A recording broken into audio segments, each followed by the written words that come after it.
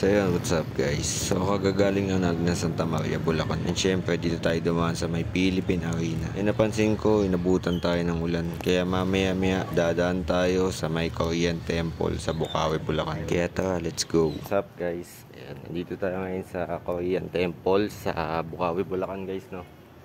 So mapapansin mo, napaka tahimik ng lugar na to. So yun guys, hindi siya masyadong napapansin kasi looban yung lugar niya, and talagang ang structure na dito is talagang Korean talaga yung datingan niya. Actually ano talaga siya, dinevelop siya as simbahan, pero since maganda yung pagkaka-develop niya dito, inopen siya sa publiko. Bali ang pag hinanap niya siya sa Google Map, makikita niyo siya is, so ito siya guys, si St. Andreas Kim Tae-gon. So napakaganda ng paligid dito guys. So yan guys, malapit lang to sa Metro Manila, no? Bali 1 hour away lang to from Manila to Bulacan. Hindi siya masyadong pansinin kasi looban yung lugar guys. Ang entrance fee pala dito is 20 pesos, tas 10 pesos sa parking fee. So bali 30 pesos lang pagka motor yun. Kung sasakyan ang gagamitin, ayun, wala pa tayong idea. Mamaya itatanong natin doon sa kay sister. Bali yung bantay pala dito is madre. Kaya yun nga lang, medyo Korean siya magsalita at hindi siya ganun kagaling magsalita sa Tagalog. So nandun siya sa may unahan guys, makikita mo doon. Yan, today is Sunday, August 31, 2025. So mapapansin mo, ang daming tao ngayon dito guys. Andito lahat ng klase ng, may mga vlogger din dito, photographer, at syempre yung mga pamilya na namamasyal. Guys, actually pang 4 na beses ko na yata nagpupunta dito since malapit naman siya sa amin sa Bulacan, no?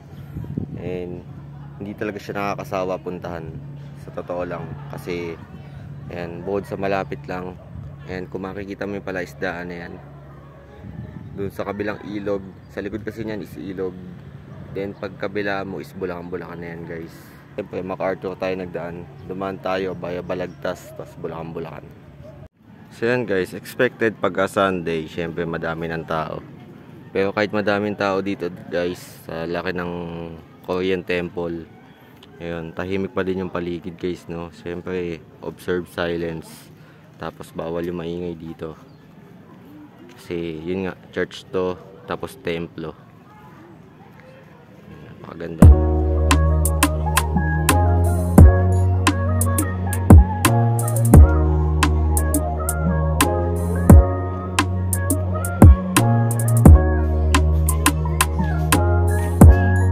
So yan guys, pasok tayo sa museum nila dito sa loob.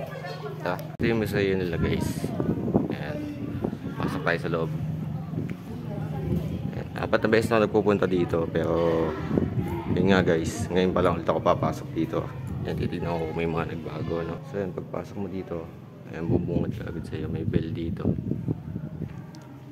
Ewan ko na purpose na, pero ayan, tingin ko saan na siya. Ayan. Ayan guys, sa pagpasok mo makikita mo agad si Jesus. Ayan. So ayan, pagpasok mo dito, ayan, tahimik lang dito guys. So ito pala yung itsura ni St. Andrew Kim Tae-gon, no? Guys, kahit saan ka pumunta, nakatingin siya sa'yo. Right. Ayan. So ito yung mga kasamahan nila dating mga apostol. Ayan, yung mga santo. Dami nila guys. Ayan, ito yung mga picture. Ito yung lumang Korean temple. So here po, here. So yun, ito yung mga guest noon. So napakaganda guys dito. Ayan, ang ganda sa exhibit nila.